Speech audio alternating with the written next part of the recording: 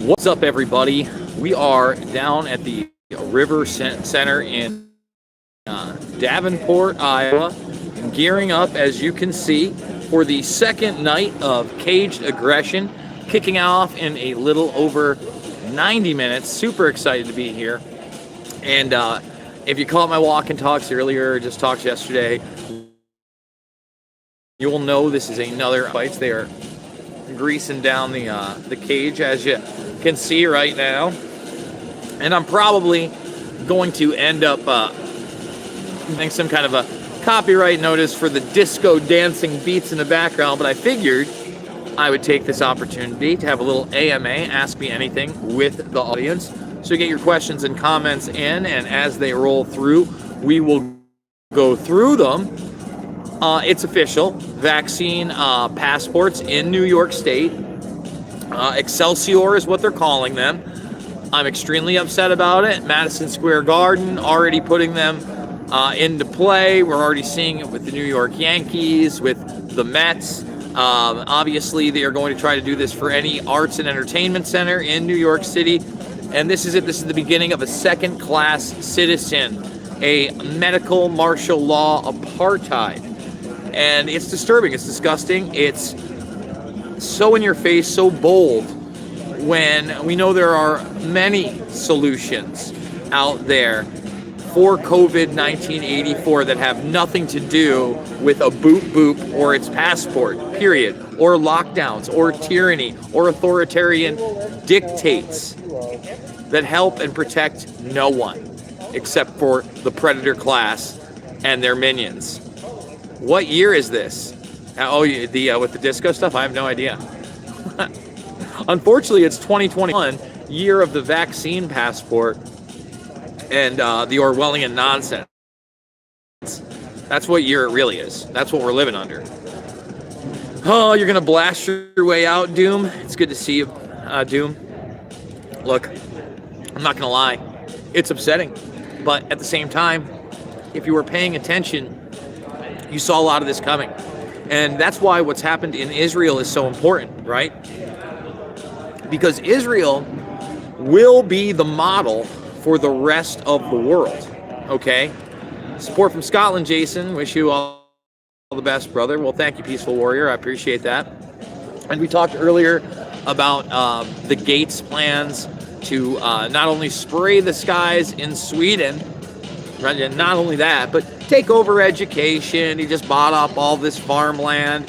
He's GMO happy. I mean, it's pretty outrageous. Well, these places will never see the same numbers of spectators that they once did. I've been a Mets fan all my life, but to hell with them. It's sad, Kim, because I'd never gone to the newer New York Yankee Stadium. Now I know it's not that new at all, but for me, it would have been. I'd hoped that one day not only I'd have a family, but I would take that family there. And now that's probably never going to happen. What's up, Jason? It's good to see you, Jason Dalton, in the chat. So thumbs the video up, subscribe, and share. Both new stadiums are very nice. Yeah, you know what? I never went to the Mets new stadium either. I went to Shea, but and now that's all over. Listen, beyond that, for instance, I wanted to take my nieces to go see the Bronx Zoo, and that will probably never happen again. Look, I'm not rolling up my sleeve for anybody. I'm not taking the infusion. I'm not rolling up my sleeve for the infusion. I'm not dumb enough not to look what's in the infusion. As a Bills fan, this is the Jim Feud Show, I can't see Bills Mafia going for this. Well, good luck. Sorry about that, folks. We conked out for a second.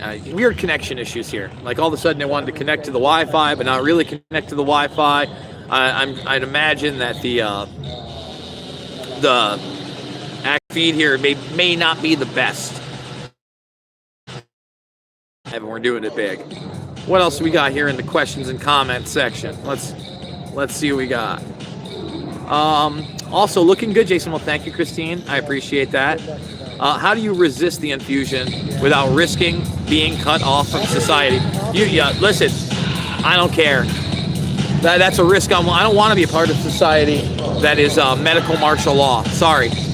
Not me, not now. No way, no how.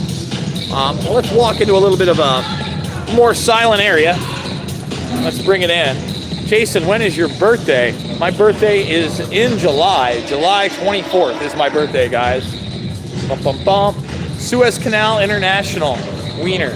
Yeah, I don't know exactly what's going on with that Suez Canal thing. I haven't really looked into it at all. Oh, excuse me.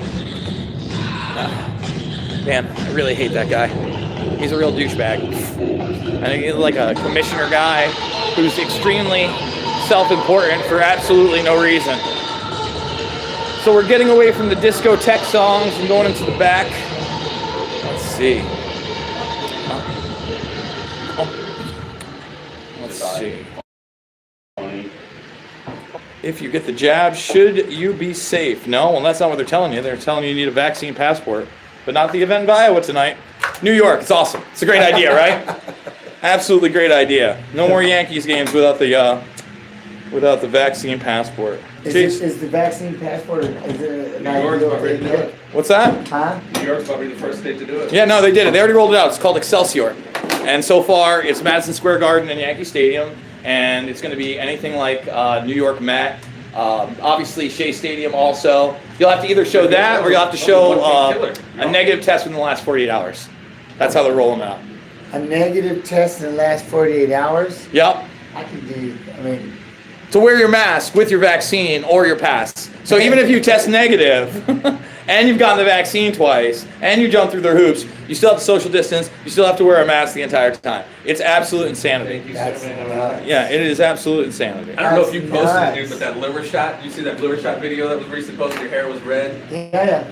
Jason, when do you predict all of this U.S. will be back to normal? I was just on a crispy day that day. That was one of those things. Dude. It was on fire. And he was walking away. He was kind of walking away, and you like did one of those, just like. Well, no, I gangster punched him because I hit him. Boom, and he stepped off the thing and he started walking away. So I just like, all right, boom, and I just gangster punched him in the back. I called the gangster punch because that's what you do in the street, right? And no one can you hit him. And that's basically he started to walk away. So I just boom. Sleepy time. I was kind of tripping the way he did because he just kind of staggered. So I was like, dude, that liver shot though. That liver shot. You know what's amazing? I was watching that Takano Gomi fight. Usually you catch one hit that solid and somebody's going down. You guys were connecting on all those. We were lambasting, but the problem is you got me in Japan, that jet lag, and it's a 10-minute round, and him and Sakurai is right about that minute 8. I'm like, man, I'm ready to sit down. All of a sudden, those body shots that Gomi was throwing, was like, okay, these are kind of stinging a little bit. We were fighting at 160, so I'm literally like well, people keep forgetting I'm a 35 pound. Right. And I did 55 because it was better than fighting at 170. You know what I mean? To create the weight class. And so as I'm fighting these guys over there, I think we were fighting at 160. I remember I would stand there and I just eat a sandwich at 158, you know, and then just whatever. But when we were out there fighting, I'm thinking, all right, I can take, you know, I'm like, oh, his punch ain't nothing. About minute 8, I'm thinking, well, I'd like to sit down with my coach. This is starting to hurt a little bit. So it is starting to hurt a little bit. When he got me that liver shot, I was like, oh. And then but with the Sakurai fight, because I had to watch it the other day, I'm violent. I'm mad about that one because, you know, everybody keeps talking about eye pokes. What happened, we had to go in after. I got the front of my pupil ripped off. Ooh. So when they did the dye afterwards, when they scanned the eye, they say wherever the rip is, they dropped in, it'll fill in, and the whole front of my eye was gone. But I didn't get a timeout. I didn't get nothing. I didn't do nothing. So I kept fighting, and every time, and I'd wait, and I'd start to rub my eye, because I clocked him 3 times. I had him down to drop. Big time. And that was with Sakurai, fighting the same thing. And so then, because you can kick on the ground, I fell down, and so I tried to move, because he's literally trying to step in my head, and then I jump in the guard, and they stop it. I was like, fight's over? And I was like, I'm looking at him, whatever. But, you know, so I'm bitter about that because I never even got so much as a timeout with the eye poke. I was going to say, that's the middle of the fight. They knew it was ripped. Oh, no, it was ripped, because I go like this, and then he just comes in and starts flurrying, and I'm like, oh, and so I got my eyes up. I got my hands up, and then I would stop after he'd flurry, and I'd take my hands, and I'd be like, oh, man.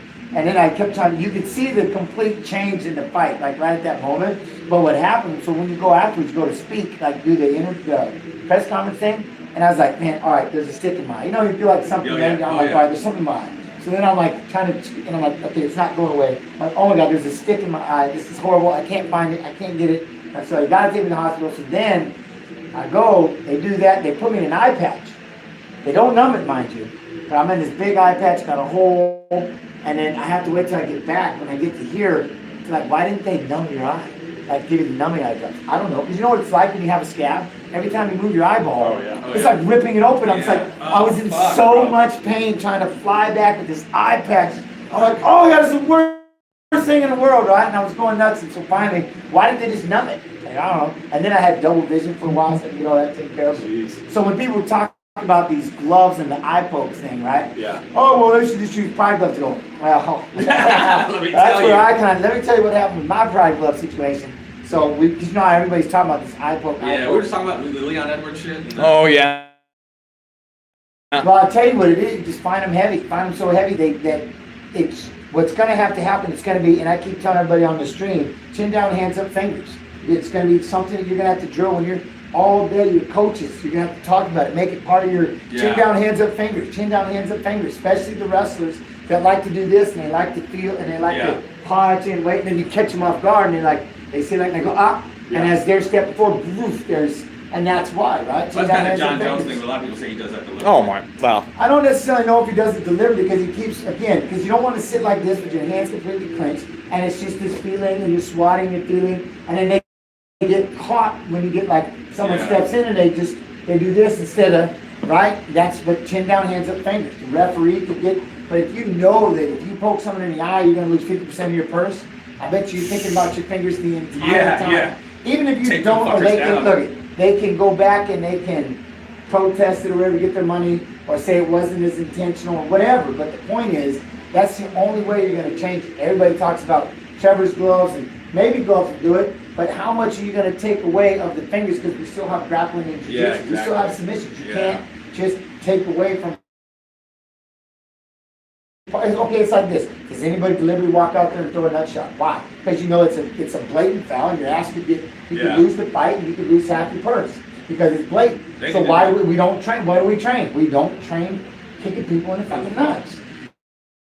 So what I'm saying is you're conscious of it. Yeah. Every time you throw a kick, every time you throw, you know what I'm saying? It's like the boxer when they throw in body shots and two of them with low blows, and they can't help it. They throw another body shot, and then they get beat. It's like, why did you throw that body? So you knew that starts getting unless you're Andrew attention. Galata and you're doing that fucking. You're doing it on purpose. But I'm just saying, we know not to hit somebody in the nuts because it's drill. It's training. But I'm just saying, you have to do that now and just chin down, hands up, fingers. They need to do that same shit for weigh-ins, dude. Fuck 20%. They need to take half your fucking purse. If you're gonna show up off weight, that's so unprofessional, dude. Adesanya was saying, you take 80%, take it off. Yeah, exactly. I mean, Well, again, you would find a lot less people coming in fucking not making weight. Well, the two things that would happen is, one, I believe in same-day weigh-ins. Yeah. And that's the first thing. So you work, because hydration is a mad issue, of rehydrating your brain and everything like that, a lot of issues. And two, the way that they are, there's no excuse for you not to make weight. Dude, it was always so embarrassing in wrestling if you didn't make weight, dude. It's more than embarrassing. It was this social, like, all the rest of the wrestlers would be like, yeah, you didn't eat. They know you ate. You know you cheat like you didn't eat. You know you cheated. I didn't. I went home and I didn't eat nothing. Yeah, sure. I didn't drink a thing, and you just magically gained this weight. You didn't do shit. Get out of here. Did you guys ever try, you know how you can stand under your head and lose half a pound? Of course you can. What? That works. That fucking works. I have no idea why, dude. I don't either. When you run out of things to do, you just go ahead, you stand on your head, and then you wait when it's time, you drop down, go, and you go get on it, make it, and you get off.